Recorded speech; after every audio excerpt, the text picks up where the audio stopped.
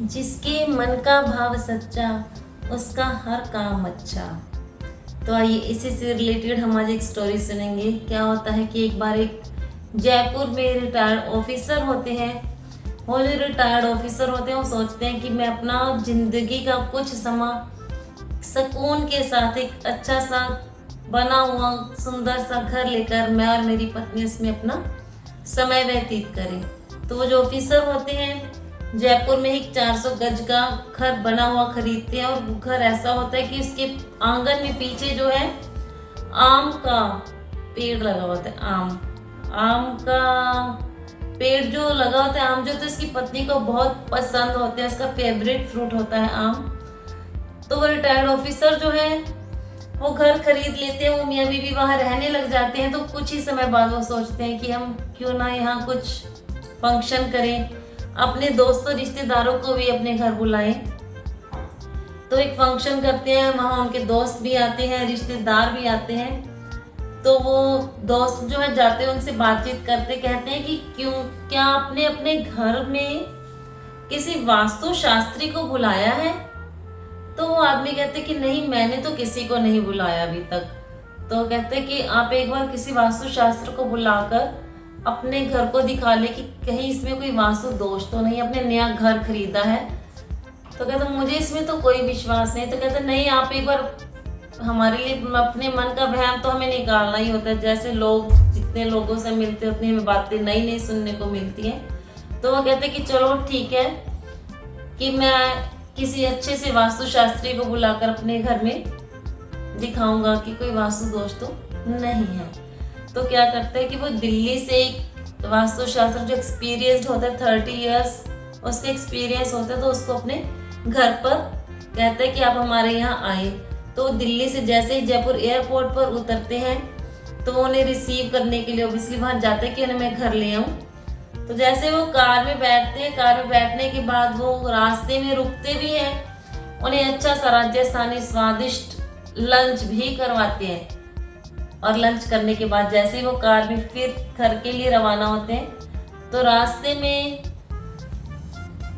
क्या होता है कि सड़क पर जो गाड़ियां होती हैं उन्हें ओवरटेक करने की कोशिश करती हैं। तो वो अपनी जो कार है थोड़ा सा स्लो कर लेते हैं कि पीछे वाला उसे ओवरटेक कर ले। तो वास्तु शास्त्री पूछते हैं कि भाई साहब, बुरा ना माने तो एक बात पूछूं, कि आप ऐसे गाड़ियों को ओवरटेक करने क्यों दे रहे हो? कोई भी गाड़ी आती है आप उसको ओवरटेक करने के लिए क्या दे देते हो जगह? तो कहते हैं कि हो सकता है कि जो ओवरटेक कर रहे हैं उन्हें हमसे ज्यादा जरूरी कोई काम हो, हम तो फिर भी आराम से चले जाएंगे। अगर कोई ओवरटेक करने की कोशिश कर रहा है तो उसको जरूर कुछ ना कुछ जरूरी काम हो सकता है। तो हंस देते थोड़ा सा वास्तु शास्त्री। तो क्या होता है कि ऐसे करते करते रास्ते में जब वो जा रहे हैं सड़क पर, तो एक बच्चा दौड़ता हुआ गाड़ी के आगे से क्रॉस कर जाता है। तो वो गाड़ी को वहीं रोक लेते रिटायर्ड पर्सन। तो वो वास्तु शास्त्री जो है देख रहा होता है, तो वो ऑफिसर है थोड़ा सा पीछे मुड़कर देखता है। वो एक छोटा सा बच्चा और मतलब उसके पीछे से दौड़कर निकलता है। तो वो वास्तु शास्त्री जो होता है वो उनसे पूछता है कि आपको कैसे पता लगा कि जो बच्चा क्रॉस करके गया इसके पीछे एक और बच्चा आ रहा है? तो कहता है आप भी मजाक करते हो भाई साहब, जब हम छोटे थे, जब हम खेलते थे, हम कभी भी अकेले नहीं खेलते थे, ऐसे नहीं दौड़ कर निकलते थे, हमारे साथ हमें पीछे कोई ना कोई पकड़ने वाला भी होता था। तो उसी से मैंने गैस किया कि इसके पीछे भी कोई बच्चा जरूर दौड़ कर आ रहा होगा, कहीं उसे चोट ना लग जाए, कोई मिस हैपनिंग ना हो जाए अगर मैं ऐसे गाड़ी चलाकर इसको क्रॉस करता। तो गाड़ी फिर चला लेते अपनी, चलते चलते जब वो घर पहुंचता है, गेट के आगे पहुंचते ही वो कहता है कि आप क्या इसमें 2 मिनट रुकेंगे? हम 2 मिनट रुक के गाड़ी से बाहर निकलकर घर के अंदर जाएंगे। वो वास्तु शास्त्री पूछता है कि ऐसा क्यों, आप तो बड़े उतावले हो रहे थे, मुझे लेकर भी आ रहे हैं घर, फिर आपने अब फिर यहाँ रोक लिया कि थोड़ी देर रुककर अंदर चलेंगे। तो कहता नहीं, आपने अभी देखा नहीं ऊपर घर के आगे से जो हमारा आंगन है जहाँ आम का पेड़ लगे, वहां से 7-8 पक्षी उड़कर आ रहे हैं। हो सकता है वो जो पक्षी उड़कर आ रहे हैं, हो सकता है वहां बच्चे जो है भी आम तोड़ने आए होंगे। कहने का मतलब हम चोरी करने आए होंगे, भी आम तोड़ने आए होंगे। तो वो जब हम घर के अंदर जाएंगे तो उन्हें पता लग जाएगा कि घर का ओनर आ गया, और वो बच्चे दौड़ेंगे कहीं उन्हें चोट ना लग जाए। अगर दौड़े भागेंगे या एक दूसरे के बीच में तो चोट लग सकती है। तो वास्तु शास्त्री कहते हैं माफ कीजिए भाई साहब, आपका घर देखने की मुझे कोई जरूरत नहीं है। तो वो हैरान हो जाता, कहता कि मुझे माफ कर दीजिए, क्या मेरे से कोई गलती हो गई है, क्या मैंने कोई आपको गलत शब्द इस्तेमाल कर दिया जिससे आप ऐसा कह रहे हैं।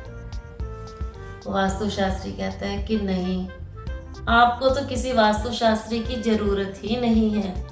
जो आदमी अपने से ज्यादा दूसरों की खुशियों का, दूसरों को कोई तकलीफ ना हो, दूसरों को कोई चोट ना लग जाए, इस बात का ध्यान रख रहा है, उसके घर में कोई भी वास्तु दोष नहीं हो सकता। तो उस आदमी को, वास्तु शास्त्री को फिर भी घर के अंदर लेके जाता है, उन्हें नाश्ता पानी भी करवाता है। कहने का मतलब है कि हमें, जिसके मन का भाव जो सच्चा होता है उसका हर काम अच्छा होता है। कि उसके मन में अपनी खुशी भी इम्पोर्टेंट थी, बट अपनी खुशी से ज़्यादा वो दूसरों का ध्यान रख रहा था कि कहीं उन्हें किसी तरह की कोई तकलीफ ना हो, कोई चोट ना पहुंचे। तो इसी के साथ आपने मेरी स्टोरी यहाँ तक सुनी, मेरा इतना साथ दिया, आपका बहुत बहुत धन्यवाद।